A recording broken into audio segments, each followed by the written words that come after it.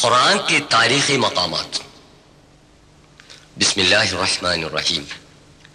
ہر زمانے میں انسان کو راہ حق پر لانے کے واسطے خدا تعالیٰ کی طرف سے اپنے پیامبروں کے ذریعے الہامی کتابیں نازل کر دی گئیں۔ قرآن شریف وہ الہامی کتاب ہے جو 7ویں صدی میں نازل ہوئی اور دیگر تمام آسمانی کتابوں کی تکمیل ہے۔ یہ کتاب قیامت تک کے تمام انسانوں کے لیے چشمہ ہدایت۔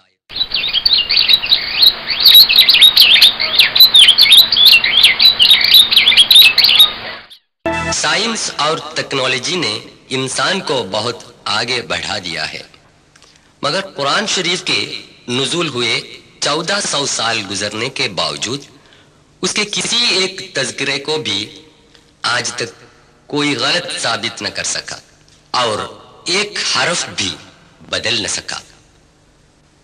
اسی طرح اگر ہم دنیا کی سیر کریں تو پتہ چلے گا کہ قرآن میں جو باتیں بتائی گئی ہیں وہ 100% سچ اور صحیح ہیں۔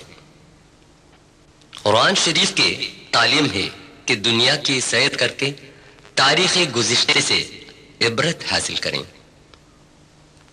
اللہ جل و شانہ فرماتا ہے، سورہ 27 نمل آیا 69، قل سیروا فی الارض فانظروا کیف کان عاقبت المجرمین۔ تو کہہ دے زمین میں جا کر سیر کرو، پھر دیکھو کہ گناہ گاروں کا انجام کیسے ہوا۔ قرآن کی اس تعلیم سے متاثر ہو کر ہم نے جو تحقیق تاریخ کا سفر کیا ہے اور جن طریقے حقائق کے مشاہدے کیے ہیں، ان باتوں کو آپ سے حضرات کے سامنے پیش کر رہے ہیں۔ حضرت آدم علیہ السلام سے لے کر حضرت محمد صلی اللہ علیہ وسلم تک تاریخی واقعات زمانے کے ترتیب سے آپ سے سامنے پیش کر رہے ہیں۔ اس اہم کارنامے کو انجام دینے کے لیے ہم نے سعودی عرب، مصر، Jordan, Oman, UAE، Iran, Armenia, Georgia, ترکی، لیبنان، کردستان، عراق، یمن وغیرہ ممالک کے سفر کیے ہیں۔ وہاں کے ریگستان، برفیلی پہاڑ، سمندر، شہروں اور بستیوں کو طے کر کے ہم نے جو تصویر اتاری ہے اس ویڈیو فلم میں دکھا رہے ہیں۔ آدم علیہ السلام۔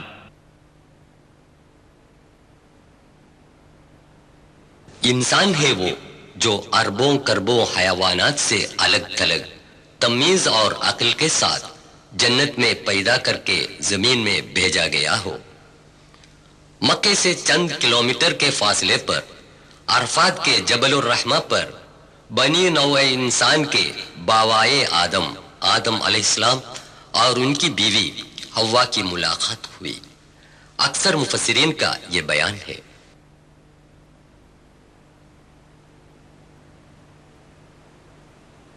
نوح علیہ السلام۔ پیغمبر حضرت نوح علیہ السلام جس علاقے میں تھے وہ جگہ آج ملک عراق میں شامل ہے۔ سمیریا کے بت پرست قوم کو انہوں نے دین حق کی طرف دعوت کی۔ قرآن سے معلوم ہوتا ہے کہ 950 سال تک انہوں نے تبلیغ و اشاعت کا کام جاری کیا۔ عرصے دراز تک دعوت کرنے کے باوجود بہت کم لوگ ایمان لائے۔ خدا تعالی نے ان سرکشوں کی اکثریت کو تباہ کرنے کا فیصلہ کیا۔ خدا تعالی نے حضرت نوح علیہ السلام کو حکم دیا کہ لکڑی کے تختوں سے ایک جہاز تیار کیا جائے اور ہر جانداروں کے جوڑوں کو بھی اس جہاز میں جگہ دیں تاکہ ان کی نسل دنیا میں قائم رہے۔ ایک مقبول رائے یہ ہے کہ اس جہاز کی تیاری عراق کے کوفے میں ہوئی۔ پس منظر میں کوفے کی تاریخی مسجد دکھائی دے رہی ہے۔ آسمان سے موسلا دار بارش شروع ہوئی، ہر کہیں سے چشمے نکلے، हजारों कदम की ऊंचाई पर सैलाब उभर कर आया। सारे मुनकरीन हक हलाक हो गए। कई दिनों के बाद पानी घटने लगा। हजरत नूह अलैहिस्सलाम का जहाज जूदी पहाड़ पर जाके टकरा गया। सूरह 11 आयत 44 में खुदा कहता है, وقيل يا أرض ابلعي ماءك ويا سماء أقلعي وغيض الماء وقضي الأمر واستوت على الجودي وقيل بعدا للقوم الظالمين.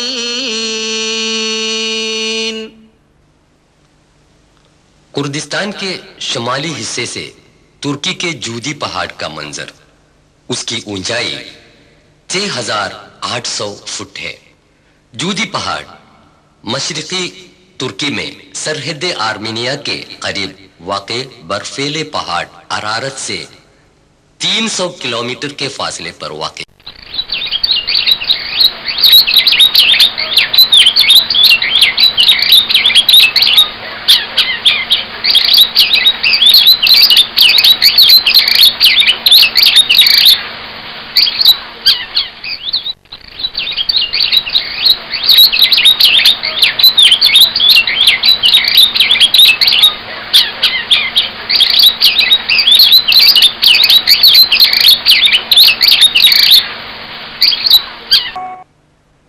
बनी आद और हजरत हूद अलैहिस्सलाम। ओमान का एक इलाका शिसर था जो तकरीबन 7000 साल पहले मिट्टी में मिल गया था और 1992 की कुदवाई में बरामद हुए। अब हम उस इलाके की तरफ सफर कर रहे हैं जिसके आज का नाम है आहकाफ या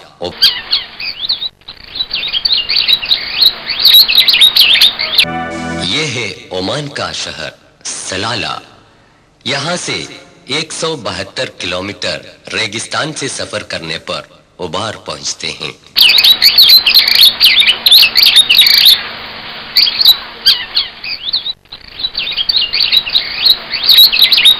ये उबार है जहाँ हजरत हूद अलैहिस्सलाम की कौम बनी आद रहती थी।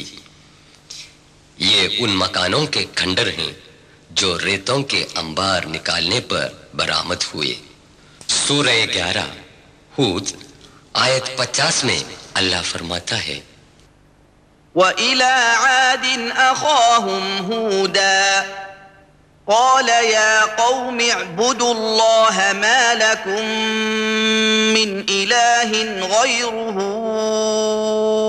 إن أنتم إلا مفترون. اور عاد کی طرف ہم نے ان کے بھائی ہود کو بھیجا. اس نے کہا بھائیو اللہ کی عبادت کرو، اس کے سوا تمہارا کوئی معبود نہیں، تم خدا پر محض اختراع کر رہے ہو. سورہ ہود میں خدا تعالی کہتا ہے پیغمبر ہود علیہ السلام کے پیغامات کو مغرور قوم نے ٹکرا دیا.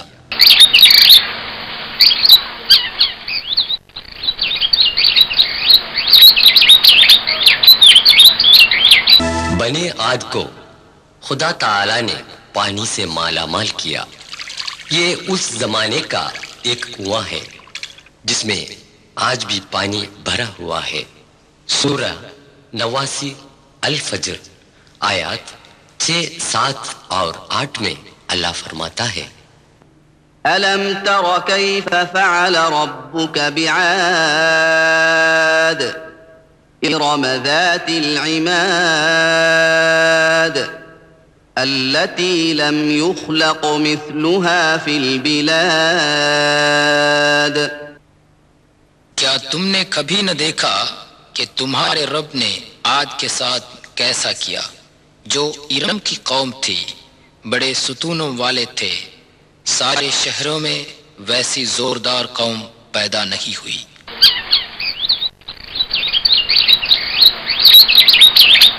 ان کے ستونوں کے یہ کھنڈر ہیں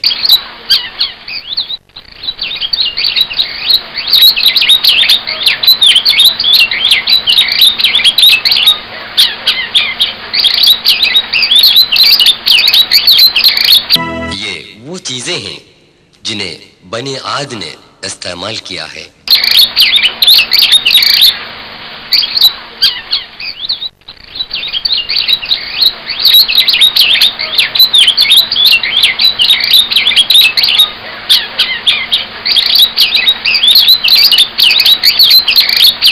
سکے جال جو پتھر سے بنا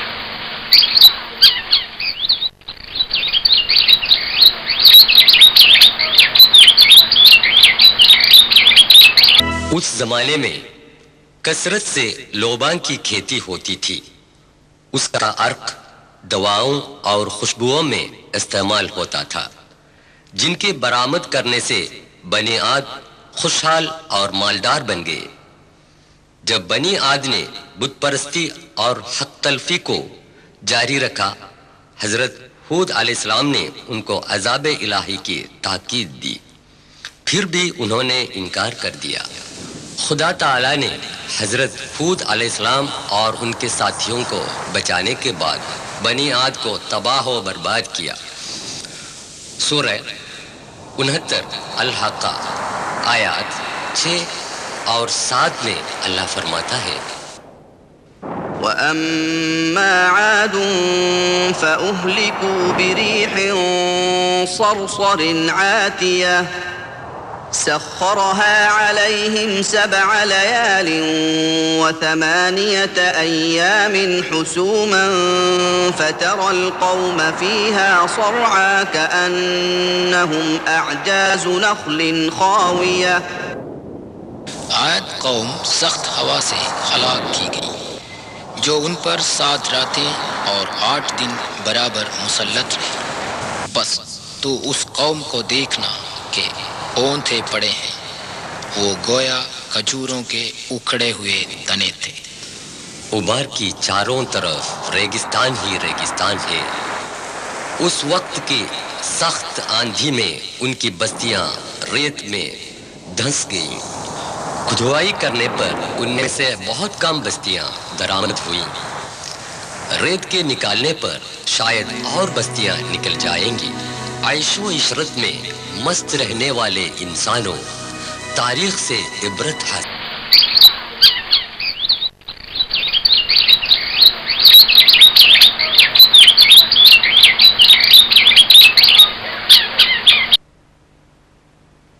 حضرت صالح علیہ السلام اور قبیلہ تھمود تقریباً 5000 سال قبل ہجر میں قبیلہ سمود رہتی تھی۔ خدا تعالی نے ان لوگوں کے لیے حضرت صالح علیہ السلام کو پیغمبر بنا کر بھیجا۔ آج بھی سعودی عرب کے مدائن صالح میں چٹانوں کے اندر بنائے گئے غاروں کے گھر برقرار ہیں۔ شہر مدینہ سے 405 کلومیٹر شمال میں مدائن صالح واقع ہے۔ حضرت صالح علیہ السلام نے اپنی قوم سے کہا، سورہ 11 ہود آیا 61 میں اللہ فرماتا ہے، وَإِلَى ثَمُودَ أَخَاهُمْ صَالِحًا قَالَ يَا قَوْمِ اعْبُدُوا اللَّهَ مَا لَكُمْ مِنْ إِلَٰهٍ غَيْرُهُ هُوَ أَنشَأَكُم مِّنَ الْأَرْضِ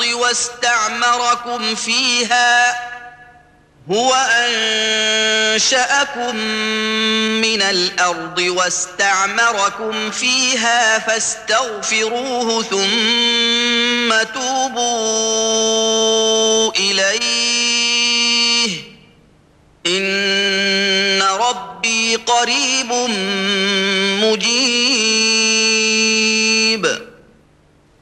ہم نے سمودیوں کی طرف ان کے بھائی صالح کو بھیجا۔ اس نے کہا، بھائیو اللہ کی عبادت کرو، اس کے سوا تمہارا کوئی معبود نہیں۔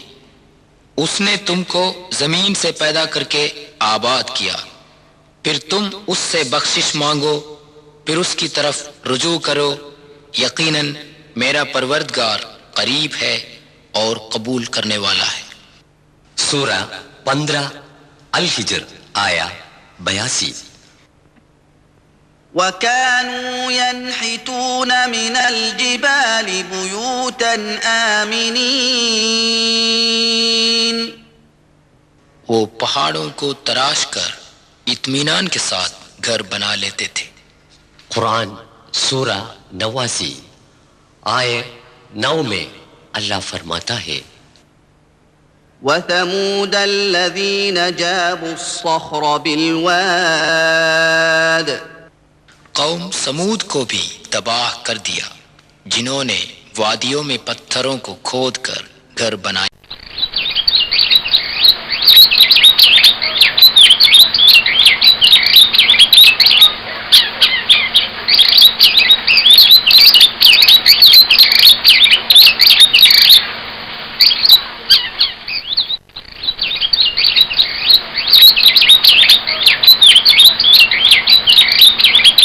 یہ ہے قوم سمود کا ایک عوامی کنواں۔ حضرت صلی اللہ علیہ وسلم اپنے صحابہ کرام کے ساتھ تبوک کی طرف سفر کرتے ہوئے اس علاقے سے گزرے تھے۔ حضور صلی اللہ علیہ وسلم نے ان کو یاد دلایا تھا یہ وہ جگہ ہے جہاں پر عذاب الہی نازل ہوا تھا۔ ایک ہال جو عام تقریبات کے لیے استعمال کرتا تھا۔ العلا میوزیم میں قبیلہ سمود کے برتن، اس ملک میں کنڈوں کے 9 گروہ تھے۔ بت پرستی، لوٹ کھسوٹ، ظلم و فساد ہو گئی۔ خدا عز و جل نے ایک عجیب و غریب اونٹنی کو پیدا کر کے ان کی طرف بھیجا اور ان کو حکم دیا کہ اس اونٹنی کو نہ ستایا جائے۔ یہ وہ جگہ ہے جہاں خدا کی اونٹنی پانی پیا کرتی۔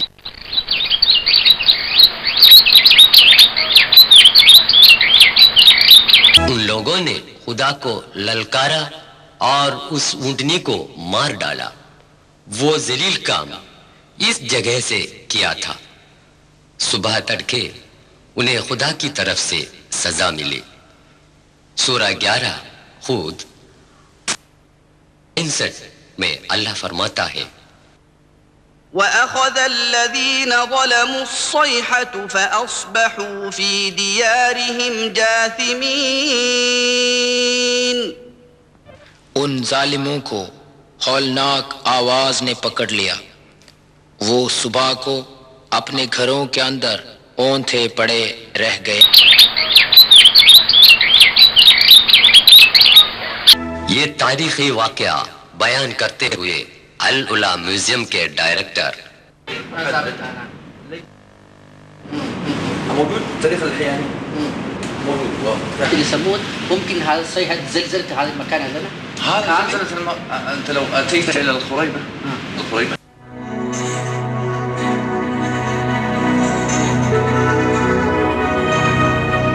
عیش و عشرت میں ڈوبے ہوئے انسانوں خبردار رہے، آپ کے محل سراؤں کو آپ کے سر پر گرانا خدا کے لیے کوئی مشکل کی بات نہیں۔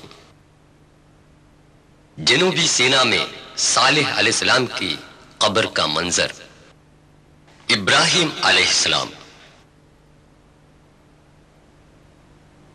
شہر الناصریہ عراق میں بغداد سے 400 کلومیٹر فاصلے پر دریائے فرات کے کنارے واقع ہے۔ حضرت ابراہیم علیہ السلام کا وطن بابل کا اور ہے جو یہاں سے 15 کلومیٹر دوری پر ہے۔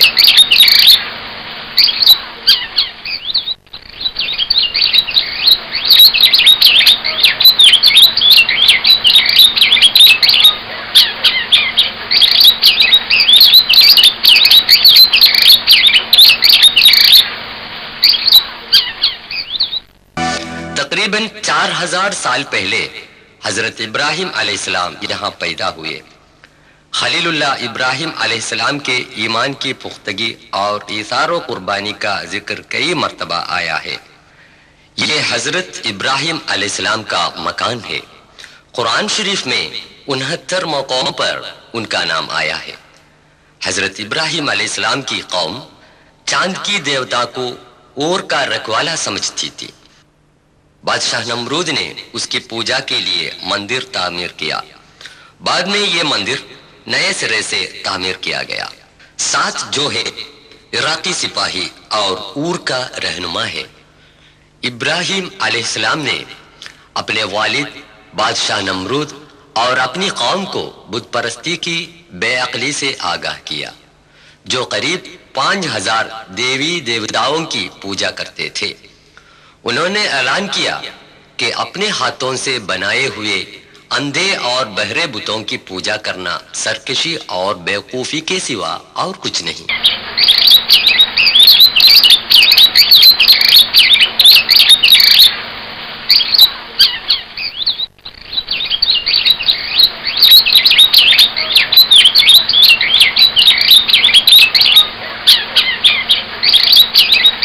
قصر نمرود کی بنیاد تقریباً 38 میٹر لمبے چوڑے اس محل میں کئی کمرے تھے۔ انہوں نے بتوں کو بے جان ثابت کرنے کے لیے ایک تدبیر کی۔ ان بتوں میں سے چندوں کو توڑ پھوڑ کر بڑے بت کے گلے پر کلہاڑی لٹکا دی۔ اس الزام میں بادشاہ نے فیصلہ کیا کہ ابراہیم کو آگ کے الاؤ میں پھینک دے۔ خلیل خدا حضرت ابراہیم علیہ السلام کو بے دردانہ آگ میں پھینک دیا کہ انہوں نے کھلم کھلا یہ اعلان کیا تھا سوائے رب العالمین کے کوئی معبود نہیں۔ خدا کا کرنا دیکھیے، اس نے آگ کی جلانے کی طاقت کو مٹا دی۔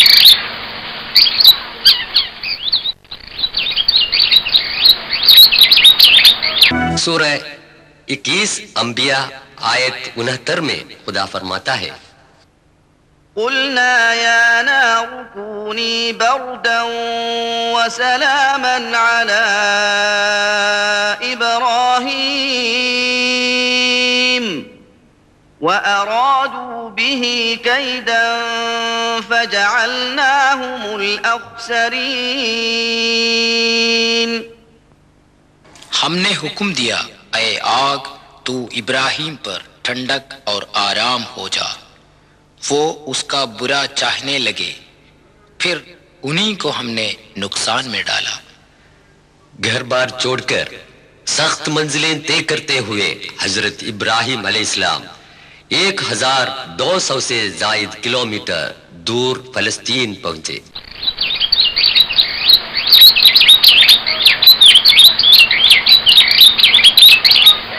یہ الخلیل کے نام سے مشہور ہے، ہبرون۔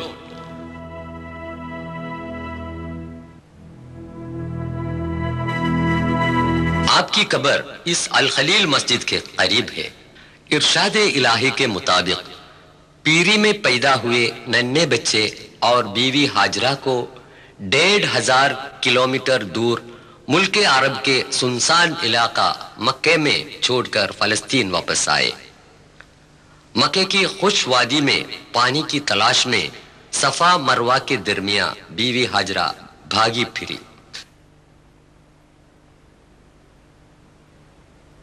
اس واقعے سے عبرت حاصل ہونے کے لیے حج اور عمرے کی سعی میں اسی جگہ لوگ تیزی سے چلتے ہیں۔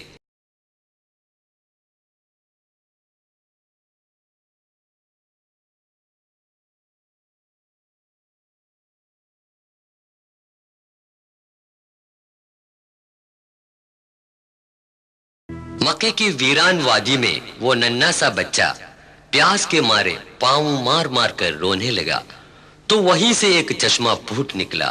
یہ ہے آب زمزم، ریگستان کا ایک عجیب و غریب چشمہ جو 4000 سال کے بعد بھی قائم و دائم ہے۔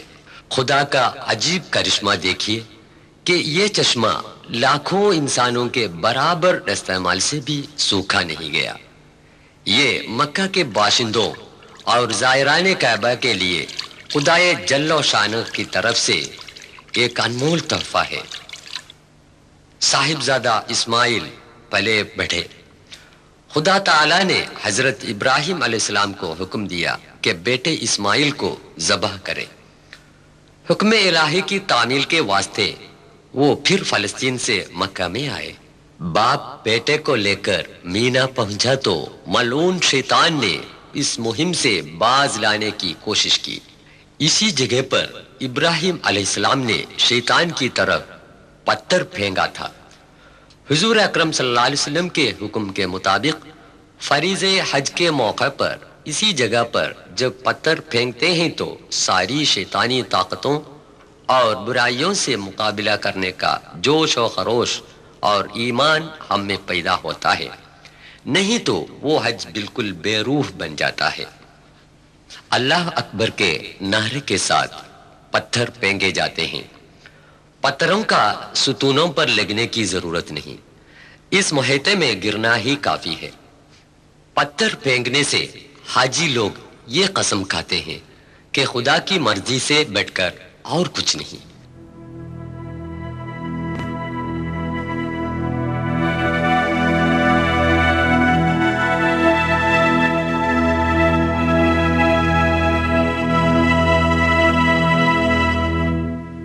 جب حضرت ابراہیم علیہ السلام نے اپنے بیٹے کو ذبح کرنے کے لیے لٹایا اور ہاتھ میں چھری لی، تب خدا نے فرمایا، ٹھہرو ابراہیم، تم نے میرا حکم بجا لایا، اس کے بدلے ایک بکرے کو ذبح کریں۔ خدا کی راہ میں سب کچھ قربان کرنے کی آمادگی ہی اس کا مقصد ہے۔ جب بیٹا بڑا ہو گیا تو خدا کا حکم ہوا کہ دونوں مل کر پرانی بنیاد پر خانہ کعبہ کی تعمیر کریں۔ مسلمانان عالم کے اس روحانی مرکز کعبہ شریف کا طواف کرنا حج اور عمرہ میں فرض ہے۔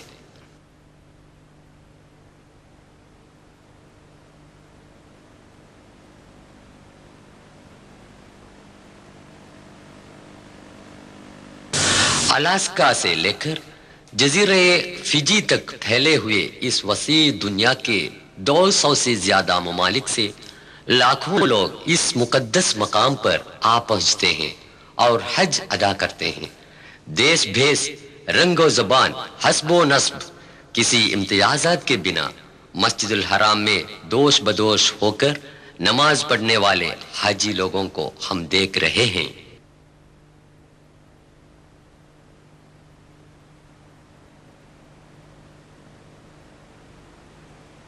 حضرت لوط علیہ السلام اور بحر الموت، یہ شہر عمان ہے، یہ جوردان کا پایہ تخت ہے۔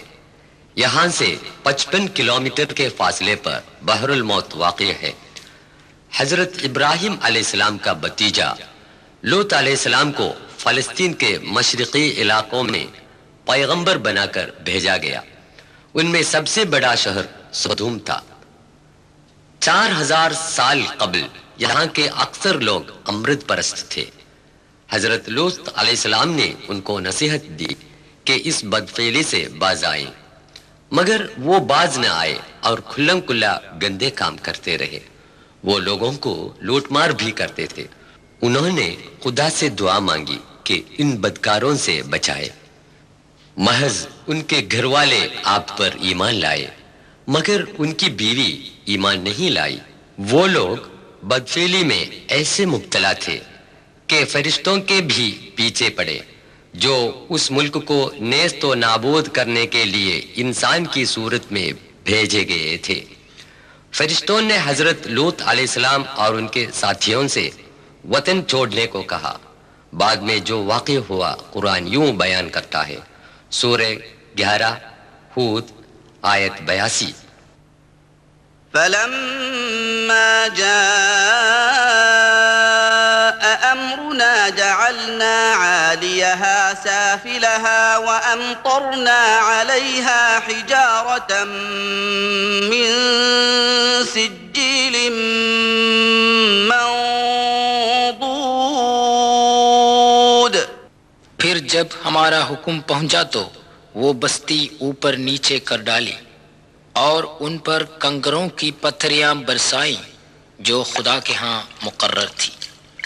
ان بدماش لوگوں کو برباد کرنے کے لیے خدا تعالیٰ نے جو کیمیائی بارش برسائی اور زلزلہ پیدا کیا تھا، ان کے نتیجے میں بحر الموت کے نمک کی شرح دیگر سمندروں سے 8 گنا زیادہ ہے۔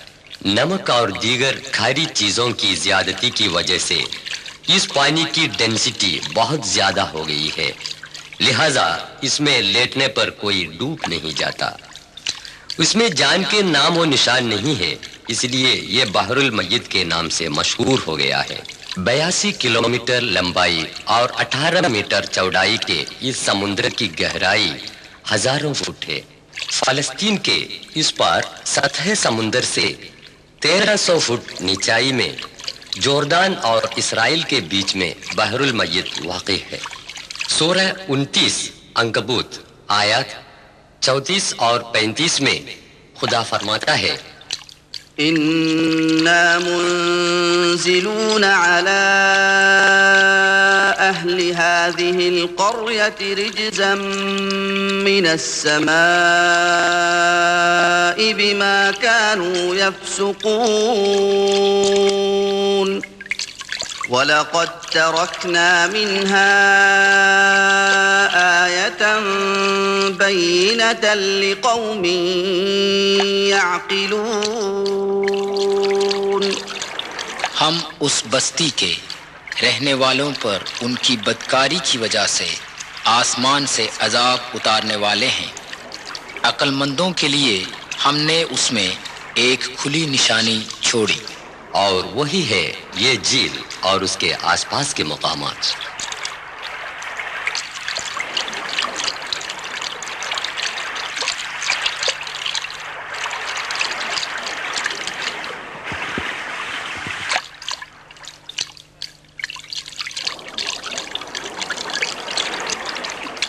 हर जमाने के अमृत परस्तों के लिए यह समुंदर एक ताकीद है। हमें याद रखनी चाहिए कि सदुम के बाशिंदों से खुदा को कोई नफरत भी नहीं और हमसे कोई खास मोहब्बत भी नहीं। इस दुनिया की सजा के अलावा आखिरत में भी ऐसे बदकारों के लिए सख्त अजाब इलाही मुहैया किया गया है। बदकारियों में मुब्तला लोग उनसे बाज आए, तारीख से इबरत हासिल करके पाक और पाकीज़ा जिंदगी गुजारें। हजरत यूसुफ अलैहिस्सलाम।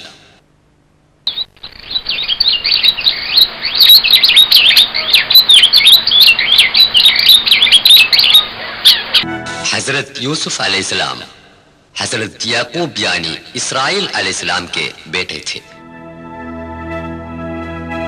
उन्होंने मिस्र में हुकूमत की थी।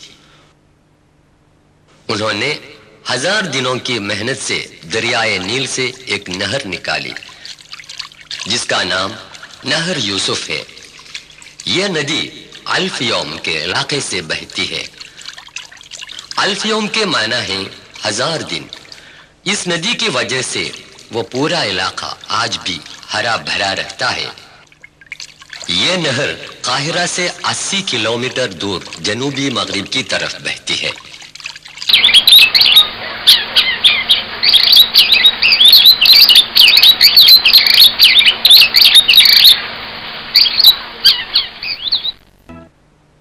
हजरत शुएब अलैहिस्सलाम।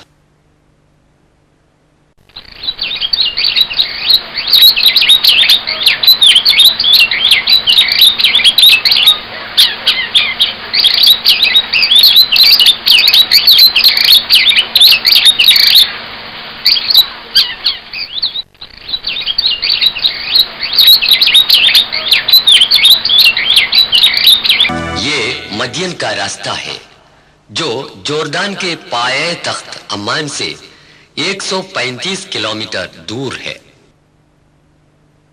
अल्लाह ताला ने मदियन की तरफ हजरत शुएब अलैहिस्सलाम को पैगंबर बनाकर भेजा। उनकी तालीमात ये थे, सिवाय खुदा के किसी और की इबादत न करे और तोलो नाप में इंसाफ करे। लेकिन लोगों ने उनका मजाक उड़ाया और तिजारत में फरीबकारी को जारी रखा। खुदा का अजाब उन पर आ पड़ा। सूरह 11 हूद आयत 94 और 95। वलम्मा जाअ अम्रुना नज्जैना शुअैबन वल्लज़ीना आमनू मअहू बिरहमतिन मिन्ना वअख़ज़तिल्लज़ीना ज़लमू وأخذت الذين ظلموا الصيحة فأصبحوا في ديارهم جاثمين. جب ہمارا حکم پہنچا تو ہم نے شعیب کو اور جو ان کے ساتھ ایمان لائے تھے اپنی مہربانی سے ان کو نجات دی، اور ظالموں کو سخت آواز نے آ پکڑا، پس وہ صبح کو اپنے گھروں میں اوندھے پڑے رہ گئے. مدین کی یہ ویران وادی طول و ناپ میں مکاری کرنے والے لوگوں کے لیے ایک تاکید کے طور پر آج بھی سونی پڑی ہوئی ہے.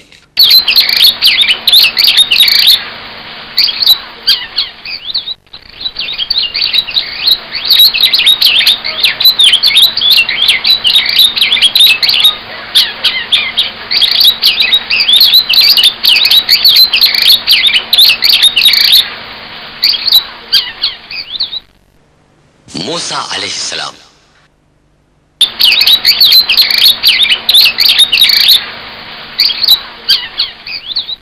حضرت موسیٰ علیہ السلام 3200 سال پہلے مصر میں پیدا ہوئے. مصر کے خود سر بادشاہ فرعون نے یہ حکم دیا کہ بنو اسرائیل میں پیدا ہونے والے تمام لڑکوں کو قتل کیا جائے، لیکن خدا کے حکم کے مطابق موسیٰ کو ایک صندوق میں بند کر کے دریائے نیل میں بہا دیا گیا. شہر قاہرہ سے دریائے نیل کا منظر. فرعون کی بیوی آسیہ جو ایک دیندار خاتون تھی، بہتے صندوق سے بچے کو لے کر محل میں پہنچا دیا. بچہ چونکہ بنی اسرائیل کا تھا اس لیے فرعون نے اس کو قتل کرنا چاہا، لیکن بیوی کے اصرار سے وہ اپنے ارادے سے باز آیا. خدا کی قدرت دیکھیے کہ بچے کی اپنی ماں ہی دودھ پلانے کے واسطے دائی مقرر ہوئی، لیکن یہ بات فرعون کو معلوم نہیں تھی. یہ لڑکا فرعون کے محل میں پل بٹ کر جوان ہو گیا. ایک دن کسی بے گناہ بنی اسرائیلی کو ظالم قبطی کے ظلم سے بچا رہا تھا کہ موسیٰ کے ہاتھوں قبطی مارا گیا. انجانے میں قتل وارد ہوا. فرعون کی فوج اس مجرم کی تلاش میں تھی. یہ خبر پا کر موسیٰ وطن چھوڑ کر بھاگ نکلا.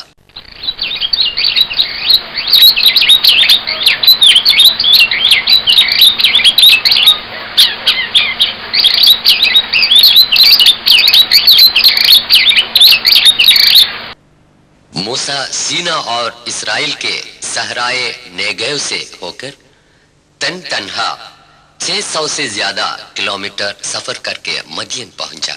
بعد میں جو واقع ہوا سورہ 28 القصص آیا 23 میں اللہ فرماتا ہے: ولما ورد ماء مدين وجد عليه أمة من الناس يسقون ووجد من دونهم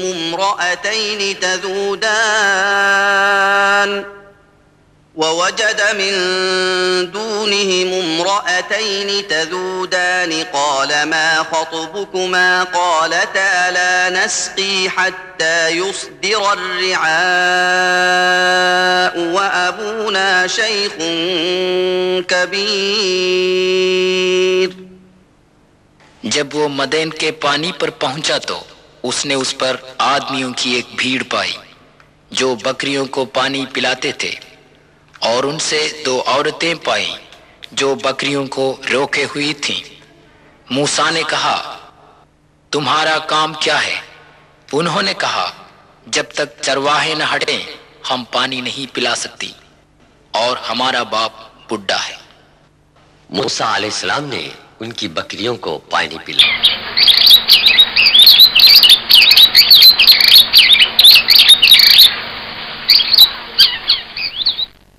یہ مدین کی وہ پانی والی جگہ ہے جس کا قرآن مجید نے ذکر کیا ہے.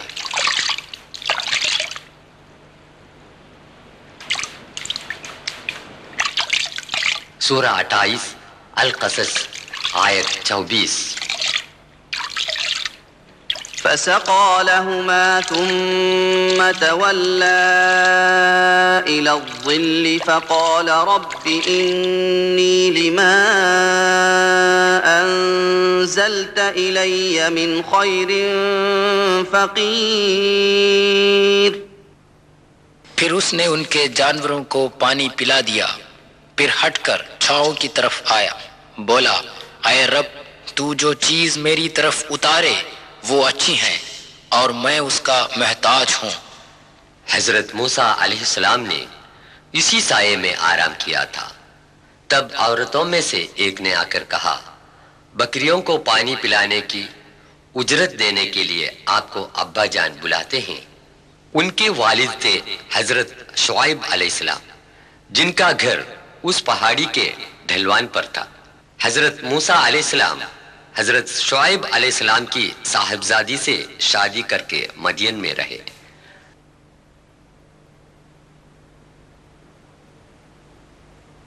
10 سال کے بعد اپنی بیوی کو ساتھ لے کر سفر کر کے جنوبی سینا کی اس وادی طوا میں پہنچ گیا جو آج کل مصر کا حصہ ہے. رات کے اندھیرے میں وہ خدا سے ہم سخن ہوئے. بعد میں جو واقع ہوئے سورہ 20 طٰہٰ آیات 12 تا 14 میں اللہ تعالی فرماتا ہے فلما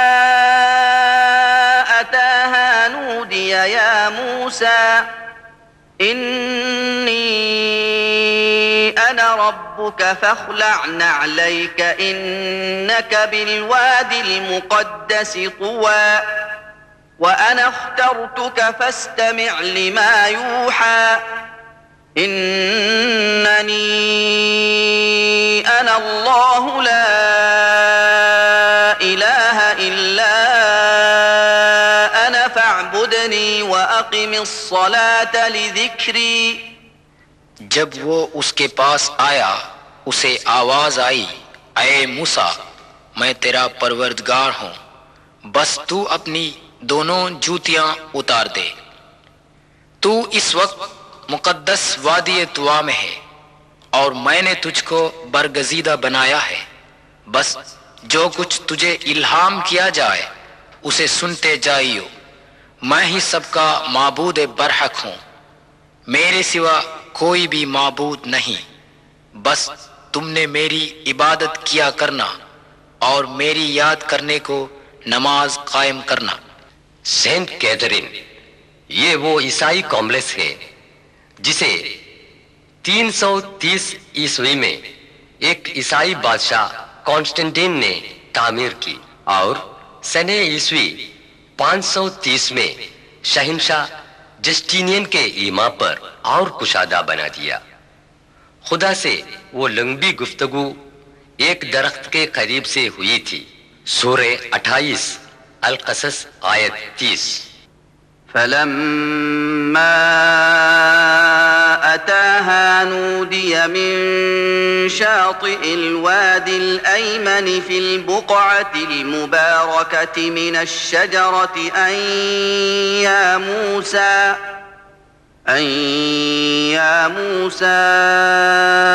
إني أنا الله رب العالمين. جب موسیٰ اس کے پاس آیا تو میدان کے دائیں کنارے کی طرف سے ایک درخت سے آواز آئی اے موسیٰ میں بے شک اللہ رب العالمین ہوں.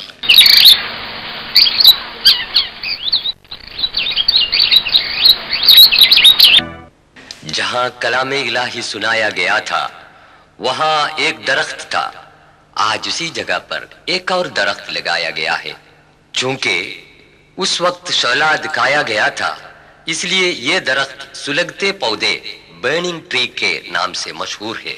عیسائیوں کی بنائی گئی اس سینٹ کیتھرین کمپلیکس کو محفوظ رکھنے کے لیے سنہ 6 ہجری میں حضرت صلی اللہ علیہ وسلم کا ارسال فرمایا ہوا خط آپ کی فراخ دلی اور مذہبی رواداری کا ثبوت بن کر قائم رہتا ہے. اس خط کی کاپی اس کمپلیکس کے اندر محفوظ ہے. پھر خدا تعالی نے موسیٰ علیہ السلام کو حکم دیا کہ ہاتھ کی جو لاٹھی ہے اسے زمین پر ڈال دے. फौरन वो एक सांप बन गई। जब उसको पकड़ दिया पहले की तरह वो लाठी बन गया और हाथ बगल में मिलाने से निहायत सफेद निकले। ये दोनों कुव्वतें हजरत मूसा अलैहिस्सलाम को नबुव्वत के सुबूत में मुअजिज़ा के तौर पर मिली थी। फिर खुदा ने हुक्म दिया कि हजरत हारून अलैहिस्सलाम को साथ लेकर फिरौन के पास जाए। उन्होंने फिरौन से कहा, हम दोनों परवरदिगार आलम खुदा ताला के पैगंबर बनाकर भेजे हुए हैं, इसलिए खुदा का हुक्म माने और बनी इसराइल को आजाद करके हमारे साथ भेज दे। फिरौन की हुकूमत में उन्हें तौहीद की तालीम देना नामुमकिन था। फिरौन चूंकि अपने आप को खुदा मानता था, इसलिए कायनात के रखवाले को खुदा मानने को तैयार नहीं हुआ। बनी इसराइल को गुलाम बनाया और उनसे सख्त मेहनत करवाया। अहराम मिस्र। बनी इसराइल को गुलाम बना के बादशाहाने फिरौन ने गीसा में जो अहराम तामीर कराए थे वो आज भी दुनिया के अजायबात में शुमार किए जाते हैं। खानदान फिरौन जिन्होंने 5000 कब्ल मसीह से 322 कब्ल मसीह तक मिस्र में हुकूमत की थी, मौत के बाद लाश को बगैर सड़े गिले मम्मी करके महफूज रखने के वास्ते फिरौन खानदान के चंद बादशाहों ने अहराम बनाए थे। उनमें से सबसे बड़ा चियूफ है जो बादशाह कूफू का पिरामिड है। ये 4500 साल पहले बनाया हुआ था। ये पिरामिड 23 लाख पत्थरों से बनाया गया है, जिनमें से हर एक की सरासर तोल 2500 किलोग्राम है, जिसकी ऊंचाई 147 मीटर है।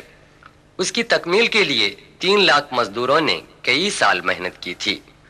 ये अंदाजा लगाया जा सकता है कि उस जमाने में जबकि क्राइन भी मौजूद न था, इन पत्थरों को ऊपर तक पहुंचाने में मजदूरों ने कैसी मशक्कतें उठाई होंगी।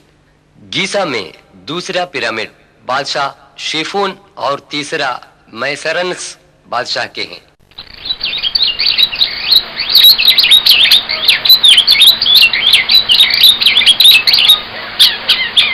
जो छोटे नजर आते हैं उनकी रानियों के हैं। बादशाहाने फिरौन बनी इसराइल को बहुत सताते थे। सूरह 7 आयत 129 में खुदा ताला फरमाता है, قالوا أوذينا من قبل أن تأتينا ومن بعد ما جئتنا قال عسى ربكم أن يهلك عدوكم ويستخلفكم في الأرض فينظر كيف تعملون۔ بنی اسرائیل نے کہا، تیرے آنے سے پہلے بھی ہم کو ایذائیں پہنچتی رہیں اور تیرے آنے کے بعد بھی۔ موسیٰ علیہ السلام نے کہا، خدا سے امید ہے کہ تمہارے دشمن کو ضرور ہلاک کرے گا اور تم کو زمین میں بادشاہ بنا دے گا، پھر تمہارے کاموں کو بھی دیکھے گا۔ اسفنکس ایک دیوزاد مجسمہ ہے جس کے سر آدمی کا اور تن شیر کا ہے۔ بڑے پتھر میں تراشی ہوئی یہ مورت گیزا میں پیرامڈوں کے قریب ہے۔ صدیوں سے ریت میں ڈسا پڑا ہوا یہ مجسمہ 1816 عیسوی میں دریافت ہوا۔ عربی میں اس کو ابو الحول کہتے ہیں۔ قدامت پرست لوگ اس کو دریائے نیل کے محافظ سمجھتے ہیں۔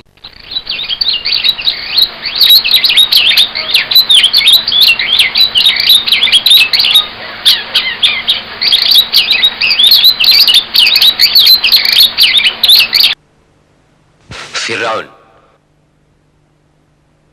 وہ چیزیں جو بادشاہان فرعون استعمال کرتے تھے آج مصر کے عجائب خانے میں محفوظ ہیں۔ زیورات، سونے کا پلنگ،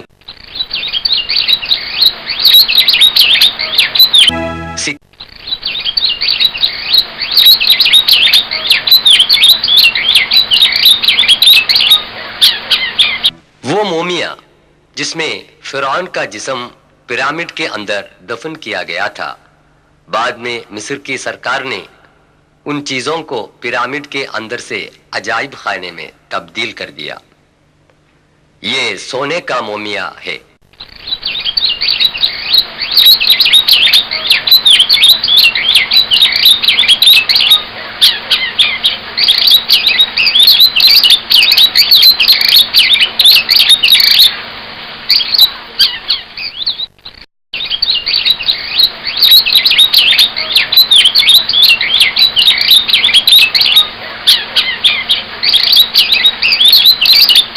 خدا تعالیٰ کے حکم کے مطابق موسیٰ علیہ السلام نے فیصلہ کیا کہ بنی اسرائیل کو فرعون کے ظلم و ستم سے بچائے۔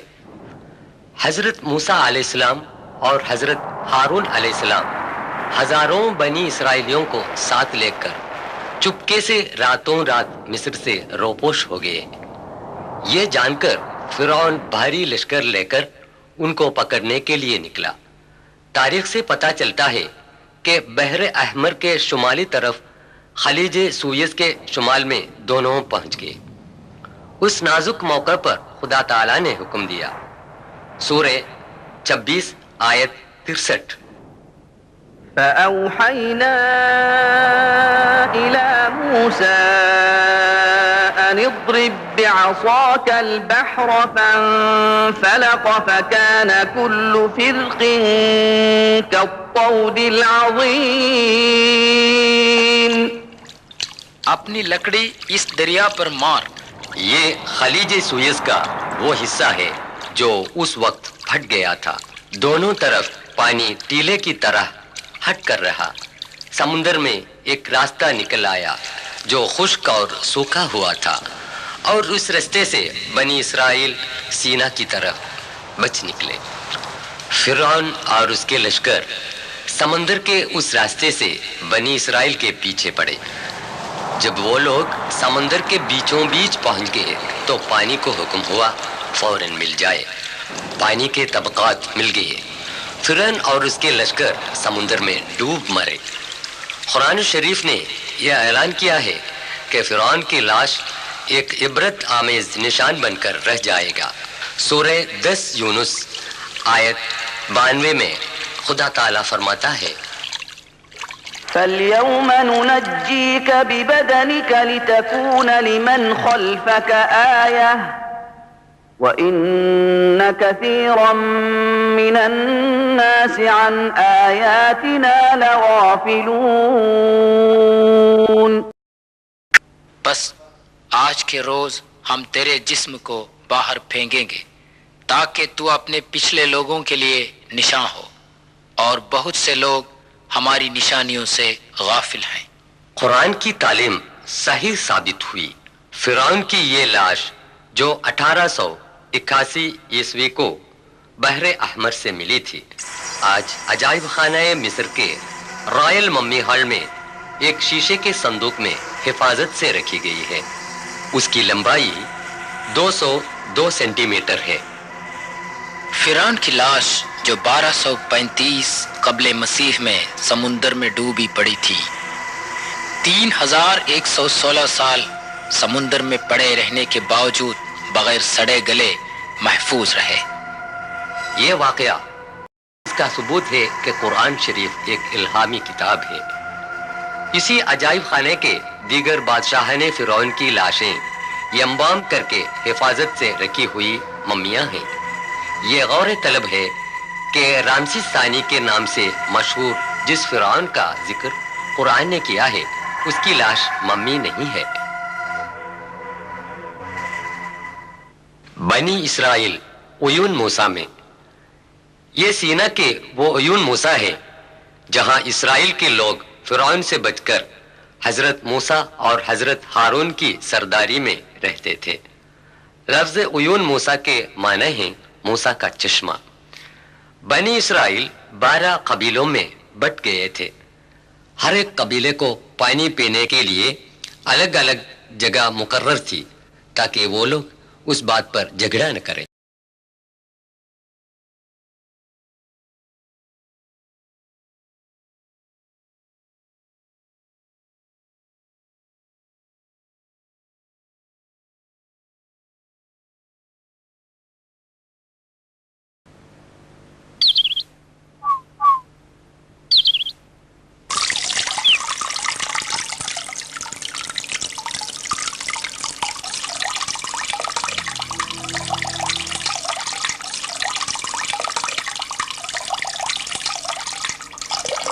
یہ ایک دوسرا چشمہ ہے جس کو بنی اسرائیل نے استعمال کیا تھا اور صحرائے سینا میں آج بھی قائم ہے۔ چشمے کی جگہ پر جو لوہے کی نلی کا کھنڈر دکھائی دے رہا ہے وہ بعد میں قائم کیا گیا تھا۔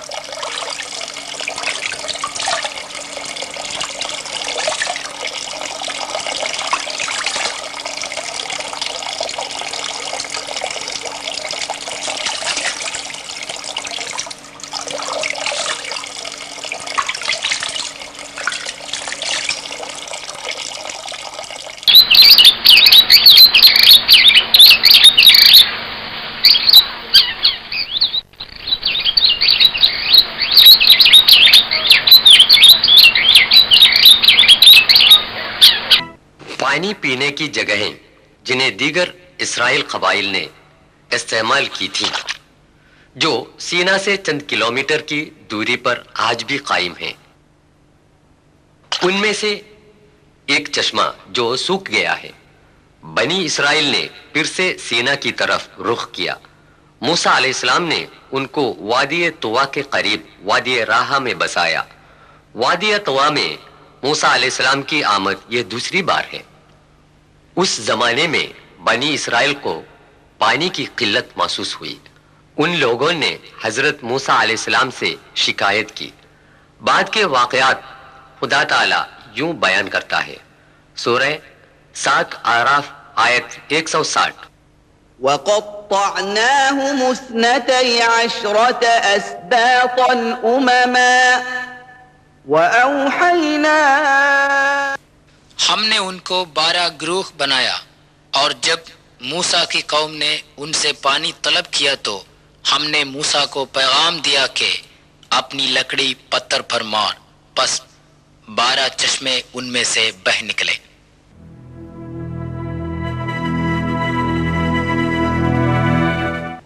Swiss canal university research centre کے عہدیدار اس کے متعلق بیان دیتا ہے۔ كده يسموه وادي ال40، اجتمعوا 40 ولي هنا في وادي ال40، بعدين عطشوا قالوا يا موسى احنا عطشنا. قال انا عليه الصلاه والسلام 40 يوم ميقات 40 يوم قال احنا لميقات ربي 40 يوم هم. ايوه قتلهم، وبعدين خبط لهم الصخره ب 12 عين، ضلوا 12 عين، قالوا انا عايزين نشرب يا موسى، خبط 12 عين وبعدين شربوا من وادی 40 کے نام سے مشہور اس وادی میں موسیٰ علیہ السلام نے اس پتھر پر مارا ہے۔ چشمے جو نکلے تھے اس کی نشانیاں آج بھی برقرار ہیں، بعد میں سوکھ گئے۔ یہ تقریباً وادی طوا سے 3 کلومیٹر فاصلے پر ہے۔ أن اضرب بعصاك الحجر فانبجست منه 12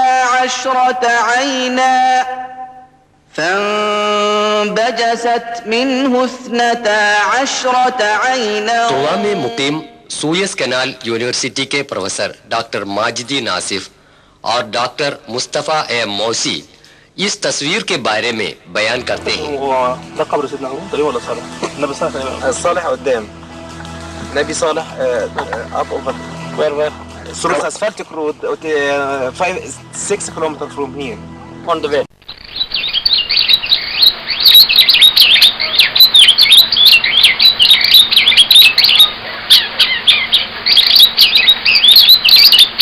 خدا تعالیٰ نے حکم دیا کہ سینا کے قریب بنی اسرائیل کو بسائے، اور سینا پہاڑ کے اوپر جس کی اونچائی 7359 قدم ہے 40 دن اللہ تعالیٰ کی عبادت میں بیٹھے رہیں۔ سورہ 7 اعراف آیت 142 میں اللہ تعالیٰ فرماتا ہے، وواعدنا موسى 30 ليلة وأتممناها ب10 فتم ميقات ربه 40 ليلة وقال موسى لأخيه هارون اخلفني في قومي وأصلح ولا تتبع سبيل المفسدين۔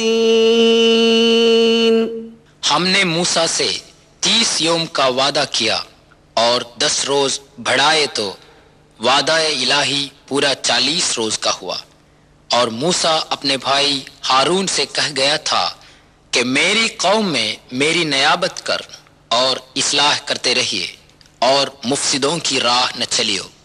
بائبل میں حریب کے نام سے مشہور اسی پہاڑ کے اوپر حضرت موسیٰ علیہ السلام عبادت میں مصروف رہے تھے کہ خدا تعالیٰ کی دیدار کا مطالبہ کیا۔ سورہ 7 آراف آیت 143۔ تو مجھے ہرگز نہ دیکھ سکے گا، لیکن تو پہاڑ کی طرف نظر رکھ، اگر وہ اپنی جگہ پر قائم رہا تو بھی مجھے دیکھ سکے گا۔ پس جب خدا نے پہاڑ پر ذرا سا جلوہ کیا تو اس کو ریزہ ریزہ کر دیا۔ وہ تباہ شدہ پہاڑ جو خدائے عز و جل کی محض ایک جھلک کی تاب نہ لا سکے، سینا کے قریب اسی وادی میں کہیں تھا۔ بنی اسرائیل کو راہ حق پر لانے کے واسطے خدا تعالی نے جو آسمانی کتاب تورات نازل کی تھی وہ اسی طور سینا پہاڑ میں تھا۔ عیسائیوں کا عقیدہ ہے اسی طور سینا میں موسیٰ علیہ السلام کو 10 فرمان الہی نازل ہوئے تھے۔ ان میں سے سب سے اہم حکم یوں پڑھ سکتے ہیں۔ قدیم بائبل باب 20 میں 2 سے 5 تک جملے: میں خدا جو تمہارا یہوہ ہوں، سوائے میرے اور کوئی دیوتا تمہارے لیے نہیں ہونا چاہیے۔ جنت، زمین کے اندر یا پانی کے اندر کی کسی چیز کا بت مت بنانا، ان کے آگے سر جھکانا اور ان کی پرستش کرنا منع ہے۔ پہاڑ کے سب سے اوپر یہ گرجا گھر جسٹینین بادشاہ کا بنایا ہوا ہے۔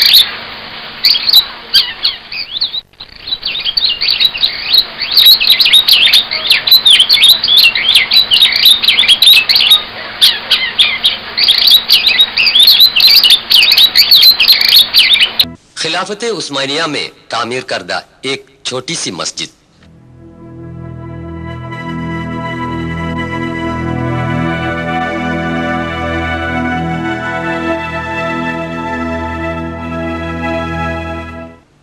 جب تک حضرت موسیٰ علیہ السلام سینا پہاڑ سے واپس نہ آئے تب تک بنی اسرائیل میں سے ایک گروہ سامری نام سے مشہور ایک سونار کے بنائے گئے سونے کے بچڑے کی پوجا کر کے خدا تعالیٰ کی ناراضگی کا شکار بن چکا تھا۔ یہ بھی اس وادی راہا کے دوران قیام میں ہے۔ Swiss canal university research centre کے محقق جناب کمال عودہ یہی بیان کرتے ہوئے: هم يقال أن هناك تجمع بني إسرائيل في هذه المنطقة وانتظروا سيدنا موسى حينما ذهب إلى ميقات ربه، والعجل الذي عبده بني إسرائيل مطبوع على الصخر بمواجهة وادي الراحة، مطبوع على الجبل في مواجهة وادي الراحة۔ آج کل یہ علاقہ سینٹ کیدرین گاؤں میں شامل ہے۔ یہ مصر کے پایہ تخت قاہرہ سے تقریباً 500 کلومیٹر دوری پر واقع ہے۔ بعد میں حضرت ہارون علیہ السلام انتقال فرما گئے، جن کو خدا تعالیٰ نے موسیٰ علیہ السلام کے مددگار کے طور پر بھیجا تھا۔ جب اس وادی کی طرف جاتے ہیں تو کوہ کے اوپر جو عمارت دکھائی پڑتی ہے وہ حضرت ہارون علیہ السلام کے قبرستان پر عیسائیوں کی بنائی ہوئی ہے۔